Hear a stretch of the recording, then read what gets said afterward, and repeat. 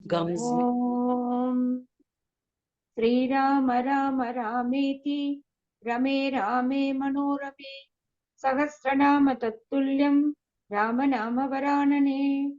ओम आपदामपहर्तारं दातारं सर्वसंपदां लोकाभिरामं श्रीरामं भूयो भूयो नमाम्यहम्। Namaskar. Namaskar. Today we read chapter 42 of the Aranya Kandam, which is 35 verses. Assuming the form of a golden deer, Maricha reaches the hermitage of Rama and is caught sight of by Sita. आज हम अरण्य कांड के द्विचतुर्वरिंश sir का पठन पाठन और श्रवण करेंगे। इसमें 35 श्लोक हैं। मारीची का स्वर्ग में मृग रूप धारण करके श्री राम के आश्रम पर जाना और सीता का उसे देखना। एवं उक्त्वा तु परुषं मारीचो रावणं ततः गच्छावेत्यब्रवीत् दीनो भयात् रात्रिं चर प्रभोः। रावण ने इस प्रकार कठोर बातें कहकर उस निशाचर राज के भय से दुखी हुए मारीची ने कहा, चलो चले। Having spoken such hard words to Ravana, Marichi, for his part, who felt afflicted through fear of the king of ogres, said, "Let us both depart." दृष्टश्चाहं पुनस्तेन शर चापासि धारिणा मत् वधोद्यत शस्त्रेण निहतं जीवितं च मे। मेरे वध के लिए जिनका हथियार सदा उठा ही रहता है, उन धनुष बाण और तलवार धारण करने वाले श्री रामचंद्र जी ने यदि फिर मुझे देख लिया तो मेरे जीवन का अंत निश्चित है। Nay, if I am seen again by Rama, the wielder of arrows, a bow and a sword, with his weapon raised to make short work of me, my life is doomed. न हि रामं पराक्रम्य जीवन प्रतिनिवर्तते वर्तते प्रतिरूपो असौ यमदंडहस्तस्य थे। श्री रामचंद्र जी के साथ पराक्रम दिखाकर कोई जीवित नहीं लौटता है। तुम यमदंड से मारे गए हो, इसलिए उनसे भिड़ने की बात सोचते हो। वह श्री रामचंद्र जी तुम्हारे लिए यमदंड के ही समान है। Showing valor against Rama, nobody can return alive.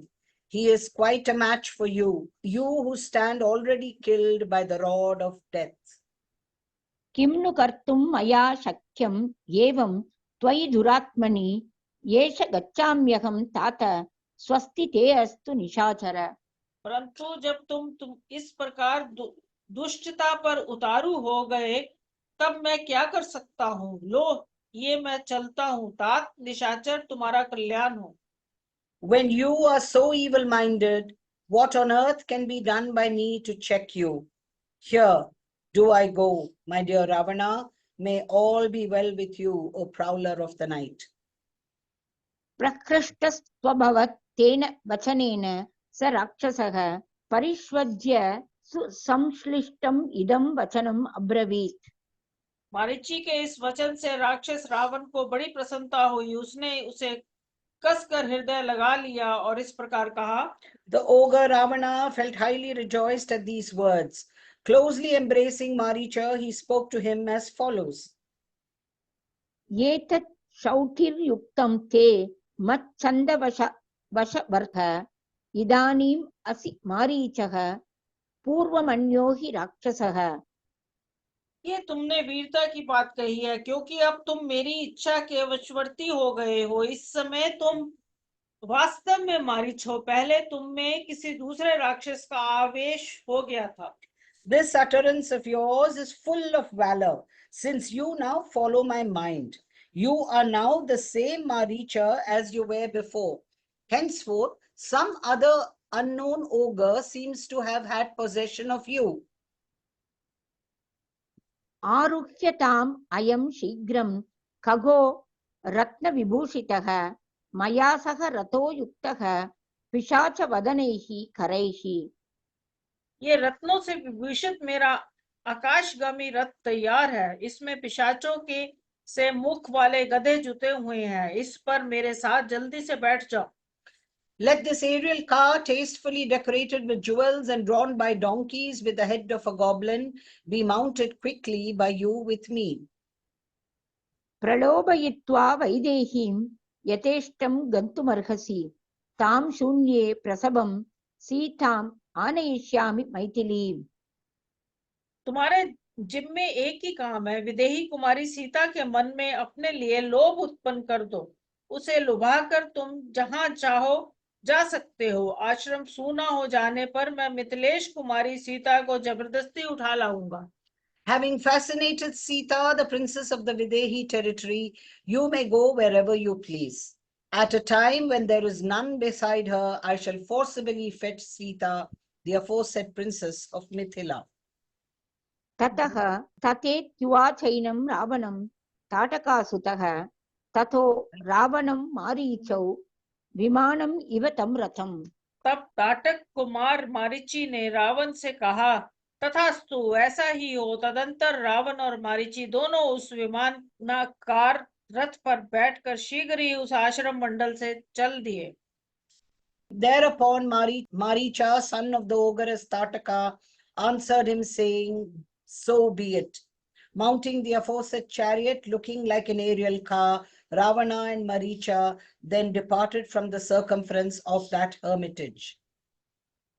आरुह्य आययुतुः शीघ्रं तस्मात् आश्रममण्डलात् तथैव तत्र पश्यन्तौ पत्तनानि वनानि च गिरिंश्च सरितः सर्वा राष्ट्राणि नगराणि च समेत्य दण्डकारण्यं राघवस्य आश्रमं ततः। मार्ग में पहले की ही भांति अनेकानेक पत्नों, वनों, पर्वतों, समस्त नदियां, राष्ट्रों तथा नगरों को देखते हुए दोनों ने दंडकारण्य में प्रवेश किया और वहां मारीची सहित राक्षस राज रावण ने श्री रामचंद्र जी का आश्रम देखा।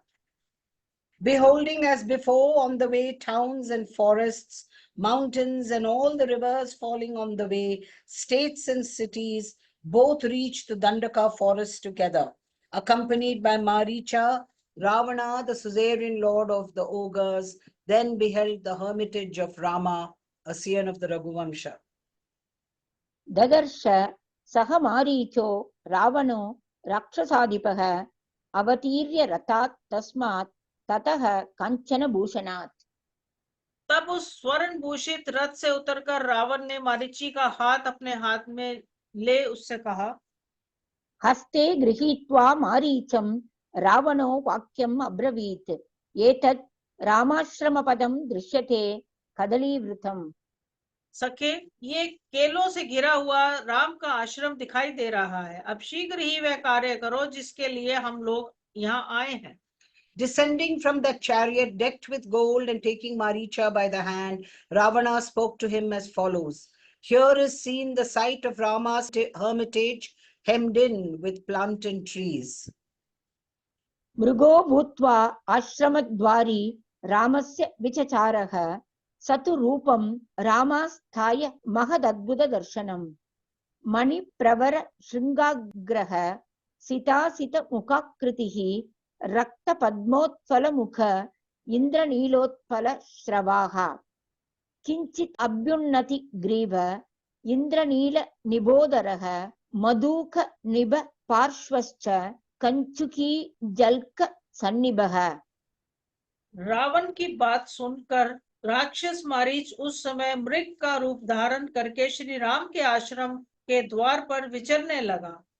उस समय उसने देखने में बड़ा ही अद्भुत रूप धारण कर रखा था। उसके सींगों के ऊपरी भाग इंद्रनील नामक श्रेष्ठ मणि के बने हुए जान पड़ते थे। मुखमंडल पर सफेद और काले रंग की बूंदें थी। मुख का रंग लाल कमल के समान था। उसके कान नील कमल के तुल्य थे और गर्दन कुछ ऊंची थी। उधर का भाग इंद्रनील मणि की कांति धारण कर रहा था। पार्श्व भाग महुए के फूल के समान श्वेत वर्ण के थे। शरीर का सुनहरा रंग कमल के केसर की भांति सुशोभित होता था। Do that quickly, my friend, for which we have come. Turning into a deer, the moment he heard the request of Ravana, that ogre, Maricha paced to and fro at the entrance of Sri Rama's hermitage. so the tradition goes. Assuming a remarkable form, presenting a wonderful sight, the aforesaid ogre, for his part, turned in an instant into a most attractive deer, with tips of its horns bright as sapphire, its head partly white and partly dark, the upper part of its snout bearing the hue of a red lotus, and the lower that of a blue lotus, its ears shining as sapphire and resembling a blue lotus, its neck slightly projecting upwards, its belly having the hue of sapphire, its flanks pale as a maduka flower, and the animal itself shining brightly like the filaments of a lotus. वैदूर्य संकाश पुरस्तनु जंगः सुसंहतः इंद्रायुध सवर्णेन पुच्छेन ऊर्ध्वं विराजितः। उसके खुर वेद्युमणि के समान, पिंडलियां पतली और पूंछ ऊपर से इंद्रधनुष की रंग की थी, जिससे उसका संगठित शरीर विशेष शोभा पा रहा था। मनोहर स्निग्ध वर्णो रत्नैर्नाना विधैर्वृतः शनेन राक्षसो जातो मृगः परमशोभनः। उसकी देह की कांति बड़ी ही मनोहर और चिकनी थी। वह नाना प्रकार की रत्नमयी बूंदियों से विभूषित दिखाई देता था। राक्षस मारीची क्षण भर में ही परम शोभाशाली मृग बन गया। Its hooves resembling a cat's eye gem, and body well compacted with slender legs, and looking splendid with its tail resembling the rainbow at the top, and wearing a charming glossy skin, freckled with a number of jewel-like spots. वनं प्रज्वलयन् रम्यं रामाश्रमपदं च तत् मनोहरं दर्शनीयं रूपं कृत्वा स राक्षसः प्रलोभनार्थं वैदेह्या नाना धातु विचित्रितं विचरन् गच्छते सम्यक् शाद्वलानि समन्ततः। सीता को लुभाने के लिए विविध धातुओं से चित्रित मनोहर एवं दर्शनीय रूप बनाकर ये निशाचर उस रमणीय वन तथा श्री राम के उस आश्रम को प्रकाशित करता हुआ सब और उत्तम घासों को चरने और विचरने लगा। Having assumed a soul captivating and attractive form, colored with various minerals in order to fascinate Sita, a princess of the Videhi territory, the aforesaid ogre began to move about with confidence, illuminating that lovely forest and the site of Sri Rama's hermitage, and grazing heartily the green verdure. रौप्यैः बिन्दुशतैः चित्रं भूत्वा च प्रियदर्शनः विटपीनां किसलयान् भक्षयन् विचचारः। सैकड़ों रजतमय बिंदुओं से युक्त विचित्र रूप धारण करके वह मृग बड़ा प्यारा दिखाई देता था। वह वृक्षों के कोमल पल्लवों को खाता हुआ इधर उधर विचरने लगा। Putting on an enchanting appearance with hundreds of silvery spots and lovely to look at, the ogre strayed here and there, nibbling the tender shoots of trees. So it is said. कदली गृहकं गत्वा कर्णिकारानितस्ततः समाश्रयन् मंदगतिं सीता संदर्शनं ततः। केले के बगीचे में जाकर वह कनेरों के कुंज में जा पहुंचा। फिर जहां सीता की दृष्टि पड़ सके ऐसे स्थान में जाकर मंद गति का आश्रय ले इधर उधर घूमने लगा। राजीव चित्र पृष्ठः स विररजाज महामृगः रामाश्रम पदाभ्यासे विचचार यथा सुखम। उसका पृष्ठ भाग कमल के केसर की भांति सुनहरे रंग का होने के कारण विचित्र दिखाई देता था। इससे उस महान मृग की बड़ी शोभा हो रही थी। श्री रामचंद्र जी के आश्रम के निकट ही वह अपनी मौज से घूम रहा था। Entering the plantain grove and then the cluster of Karnika trees, and seeking to attract the full notice of Sita, nay, adopting a tardy gait, that large stag with its back looking attractive like the filament of a lotus shone brightly, and paced hither and thither complacently near the site of Sri Rama's hermitage. पुनर्गत्वा निवृत्तश्च विचचार मृगोत्तमः गत्वा मुहूर्तं त्वरया पुनः प्रतिनिवर्तते। वह श्रेष्ठ मृग कुछ दूर जाकर फिर लौट आता था और वहीं घूमने लगता था। 2 घड़ी के लिए कहीं चला जाता और फिर बड़ी उतावली के साथ लौट आता था। Having returned after disappearing a while, that jewel among the deer roamed about on that very spot. Leaving the place for an hour or so, it came back again in haste. विक्रीडंश्च क्वचित् भूमौ पुनरेव निषीदति आश्रमद्वारमागम्य मृगयूथानि गच्छति। वह कहीं खेलता कूदता पुनः भूमि पर ही बैठ जाता था, फिर आश्रम के द्वार पर आकर मृगों के झुंड के पीछे पीछे चल देता। Nay, playing about at one time, it sat down on the ground once more, and reaching the entrance of the hermitage, it joined the herds of deers. Sita दर्शनम् आकांक्षन् राक्षसो मृगतां गतः परिभ्रमति चित्राणि मण्डलानि विनिष्पतन्। मृगयूथैः अनुगतः पुनरेव निवर्तते सीता दर्शनम् आकांक्षन् राक्षसो मृगतां गतः। तत्पश्चात झुंड के झुंड मृगों के साथ लिए फिर लौट आता था। उस मृग रूपधारी राक्षस के मन में केवल यह अभिलाषा थी कि किसी तरह सीता की दृष्टि मुझ पर पड़ जाए। Keenly longing to attract the notice of Sita, the ogre who had converted into the form of a deer returned once more, followed by herds of deer. परिभ्रमति चित्राणि मण्डलानि विनिष्पतन् समुद्वीक्ष्य च सर्वे तं मृगाः ये अन्ये वनेचराः। सीता के समीप आते समय वे विचित्र मंडल पैंतरे दिखाता हुआ चारों ओर चक्कर लगाता था। उस वन में विचरने वाले जो दूसरे मृग थे, वे सब उसे देखकर पास आते और उसे सूंघकर दसों दिशाओं में भाग जाते थे। Nay, while coming near Sita, he spun, describing round a number of circles. Gazing on him from a distance, approaching him and snuffing him, all other deer that hunted that forest scattered in all directions. उपगम्य समाग्राय विद्रवन्ति दिशो दश राक्षसः सोऽपि तान् वन्यान् मृगान् मृगवधे रतः। राक्षस मारीची यद्यपि मृगों के वध में ही तत्पर रहता था, तथापि उस समय अपने भाव को छिपाने के लिए उन वन्य मृगों का स्पर्श करके भी उन्हें खाता नहीं था। In order to hide his intention, that ogre, though fond of killing deer, would not devour those wild deer, even though fully touching them. प्रच्छादनार्थं भावस्य न भक्षयति संस्पृशन् तस्मिन्नेव ततः काले वैदेही शुभलोचना। उसी समय मत भरे सुंदर नेत्र वाली विदेह नंदिनी सीता को, जो फूल चुनने में लगी हुई थी, कनेर, अशोक और आम के वृक्षों को लांघती हुई उधर आ निकली।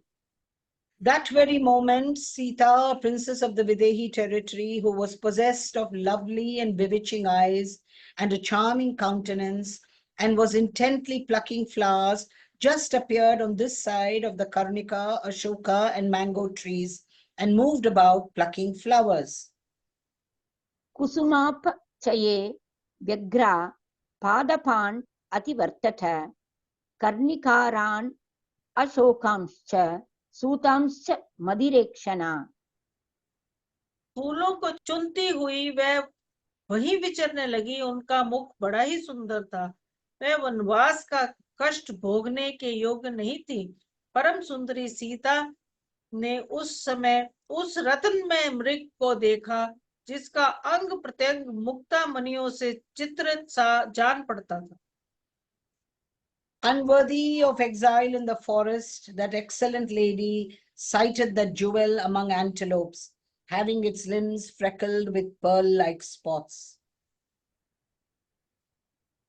कुसुमानि अपचिन्वती चचार रुचिरानना अनर्हा वनवासस्य सात्तं रत्नमयं मृगम्। उसके दांत और ओठ बड़े सुंदर थे तथा शरीर के रोए चांदी एवं तांबे आदि धातुओं के बने हुए जान पड़ते थे। उसके ऊपर दृष्टि पड़ते ही सीता जी की आंखें आश्चर्य से खिल उठी और वे बड़े स्नेह से उसकी ओर निहारने लगी। With her eyes dilated through wonder, she fondly surveyed that deer with lovely teeth and jaws and hair shining like silver and other metals. मुक्तामणि विचित्रांगम ददर्श परमांगना तम वै रुचिर दंतोष्टम रूप्य धातु तनूरुहम। सीता ने वैसा मृग पहले कभी नहीं देखा था। वह नाना प्रकार के रत्नों का ही बना जान पड़ता था। उसे देखकर जन किशोरी सीता को बड़ा विस्मय हुआ। विस्मयोत्फुल्ल नयना सस्नेहं समुदैक्षत स च तां रामदयितां पश्यन् मायामयो मृगः विचचार ततः तत्र दीपयन्निव तद्वनम् अदृष्टपूर्वं दृष्ट्वा तं नानारत्नमयं मृगं विस्मयं परमं सीता जगाम जनकात्मजा। वे माया में मृग भी श्री राम के प्राण वल्लभ का सीता को देखता और उस वन को प्रकाशित सा करता हुआ वहीं विचरने लगा। सीता ने वैसा मृग पहले कभी नहीं देखा था। वह नाना प्रकार के रत्नों का ही बना जान पड़ता था। उसे देखकर जन किशोरी सीता को बड़ा विस्मय हुआ। Looking on her beloved consort, Sri Rama, that illusionary deer, too presently roamed about on that spot, illuminating that forest as it were. Seeing that deer, the like of which had never been seen before, and which was made up of varied jewels, as it were, Sita, Janaka's daughter, experienced great wonder. इत्यार्षे श्रीमद् रामायणे वाल्मीकीये आदिकाव्ये अरण्यकाण्डे 24 सर्गः। इस प्रकार श्री वाल्मीकि निर्मित रामायण आदि काव्य के अरण्य कांड में 42वां सर्ग पूरा हुआ। Thus ends Canto 42 in the Aranya Kandam of the glorious Ramayana of Valmiki, the work of a rishi and the oldest epic. Om Shri Ram Ram Rameti Rame Rame Manorame Sahasranam Tattulyam Ram Naam Paranane. Om Apadam Apahartaram Dataram Sarvasampadam Lokabhiramam Shri Ramam Bhuyo Bhuyo Namamyaham. धन्यवाद। धन्यवाद।